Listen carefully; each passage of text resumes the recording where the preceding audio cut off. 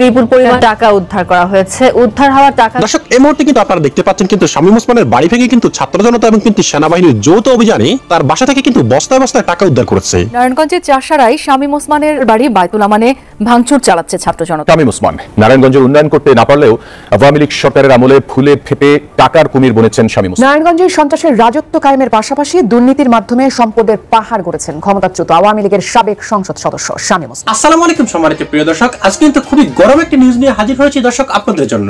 দর্শক এবার কিন্তু ছাত্র জনতা শামীম ওসমানের বাড়ি ভাঙতে গিয়ে কিন্তু টাকার পাহাড় পেয়েছে তার বাড়িতে, যে কিন্তু একসময় নারায়ণগঞ্জবাসীর কাছে নারায়ণগঞ্জের ডন হিসেবে পরিচিত ছিল। এমনকি হাসিনার সকল কুকর্ম এবং কিন্তু ফ্যাসিবাদের সহযোগী কিন্তু এই শামীম ওসমান, যার ফলে সে কিন্তু তার ক্ষমতা খাটিয়ে গত 15 বছর ধরে গরিব দুঃখীদের সম্পদ থেকে শুরু করে যত ধরনের অবৈধ পথের ইনকাম আছে সবই কিন্তু করেছে সে, আর যেগুলি করে কিন্তু সে ধীরে ধীরে টাকার পাহাড় গড়ে তুলেছে।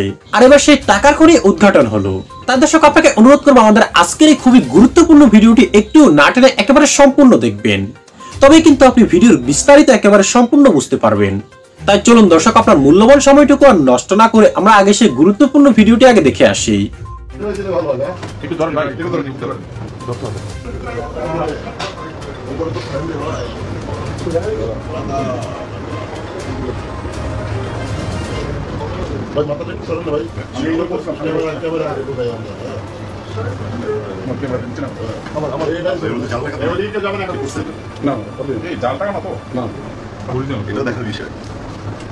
সব বাস্তব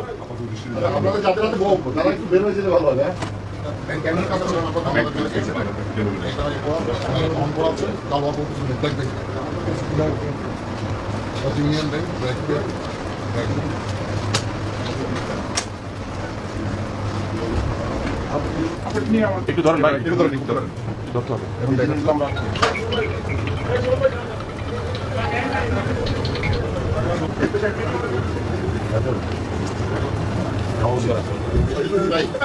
সবাই আমার সময় দিচ্ছি আমরা ফাইট করে চালিয়ে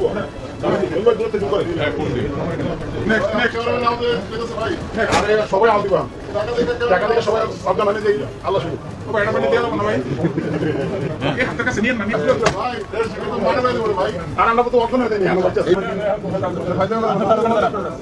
ভাই ভাই ভাই ভাই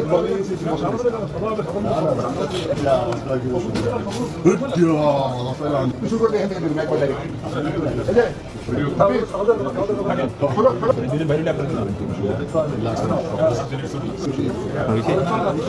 এই বাড়িতে আমরা আসলে বিপুল পরিমাণ টাকা আমরা পেয়েছি, আপনারা দেখেছেন।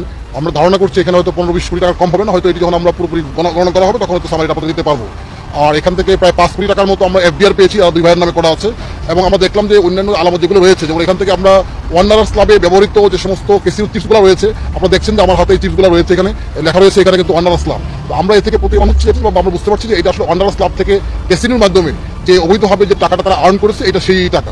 এবং একই সাথে এখানে কিন্তু আমরা 5টা বল থেকে টাকা পেয়েছি এবং বেশ কিছু স্বর্ণালঙ্কারও পেয়েছি, যেটি হয়তো কালকে সকালবেলা যখন আমরা মেজারমেন্ট করবো লোকজন নিয়ে এসে তখন তো বলতে পারবো আপনাদেরকে যে এটা কি পরিমাণ স্বর্ণ পরিমাণ রয়েছে। এবং একই সাথে এখান থেকে আমরা বেশ কয়েকটি বিদেশি বেশ মানে মুদ্রা আমরা পেয়েছি, ইউএস ডলার থেকে শুরু করে বেশ কয়েকটি দেশে কারেন্সি পেয়েছি। তো এটি অবৈধ। আমাদের এখন অভিযান চলছে, আমরা এখন এক্সামাইন করছি। এখন আমরা টাকা গণে যখন গণনা শেষ হবে আমরা পরবর্তী সময় আপনাদেরকে ফাইনালি আমরা ব্রিফ করব। এবং এটি আসলে খুব অবিশ্বাস্য যে একটি বাড়িতে এত পরিমাণ নগদ টাকা রেখে দিয়েছে। এটি আসলে এখানে হয়তো না আসলে হয়তো মানে এটি বিশ্বাস করা খুব মুশকিল ছিল। এটি যেটি হচ্ছে এটি আইন ব্যবস্থা গ্রহণ করবে, কারণ এখানে যে টাকাগুলি রয়েছে এগুলি তার অবৈধ ইনকামের টাকা। এবং এটা আমাদের যখন এখানে জব্দ তালিকা তৈরি করা ফাইনাল হবে, গণনা শেষ হবে, তারপর তাদের বিরুদ্ধে মামলা দায়ের করা হবে এবং সে অনুযায়ী এটা আয়ের কাছে হস্তান্তর করবে এবং সে অনুযায়ী এগুলো বাংলাদেশ ব্যাংকে জমা হবে। নারায়ণগঞ্জ 4 আসনে আওয়ামী লীগের সাবেক 4 বারের সংসদ সদস্য শামীম ওসমান, তবে তাকে গডফাদার নামেও চিনতেন এই শহরের বাসিন্দারা। নানা বক্তব্য দিয়ে সবসময় থেকেছেন সমালোচনায়। আওয়ামী লীগ সরকারের আমলে শামীম ওসমান তার ক্ষমতাকে কাজে লাগিয়ে 10 বছরে গড়েছেন বিপুল সম্পদ।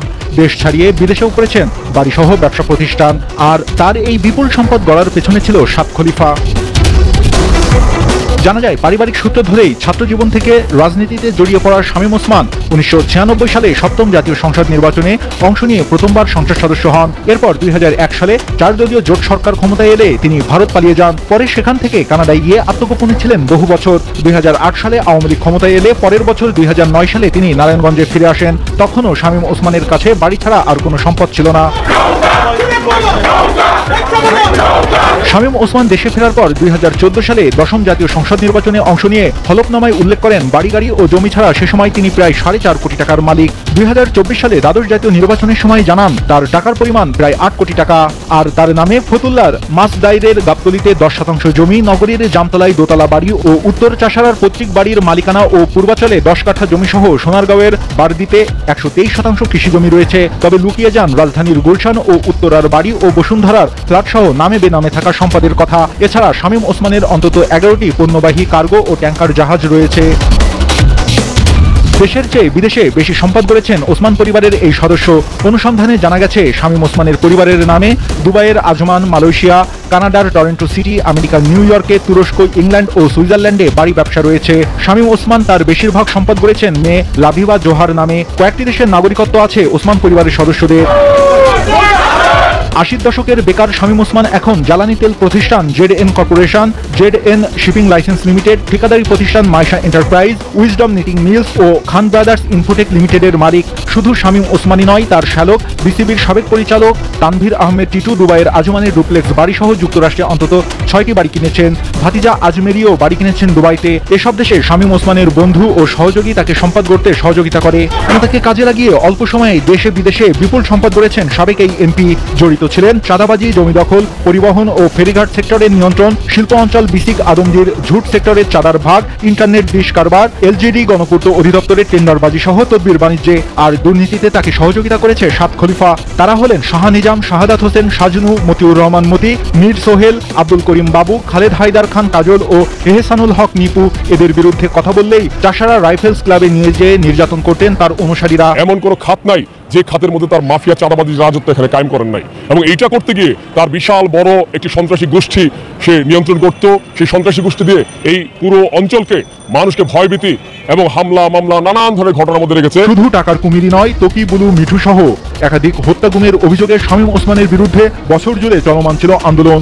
এর মধ্যে আবার শামীম ওসমানের নেতৃত্বে তার ক্যাডাররা ছাত্র জনতার উপর গুলি ছোড়ে। মূলত শামীম ওসমানরা নারায়ণগঞ্জকে অশান্ত করে রেখেছিল বলে জানান নাগরিক সমাজের নেতারা। অসংখ্য শিল্প প্রতিষ্ঠানের কাছ থেকে শামীম ওসমান বিপুল অঙ্কের টাকা নিয়ে রাতারাতি বলে যান হাজার হাজার কোটি টাকার মালিক। সেই সাথে তার সন্ত্রাসী কর্মকাণ্ড ব্যাপক হারে চালিয়ে যাচ্ছে।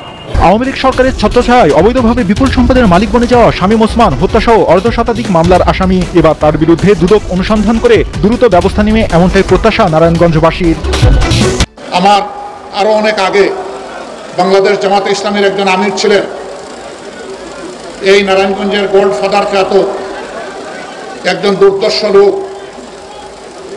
মহাসড়কের পাশে 72 ফুট লম্বা একটা ব্যানার টানিয়ে রেখেছিলেন।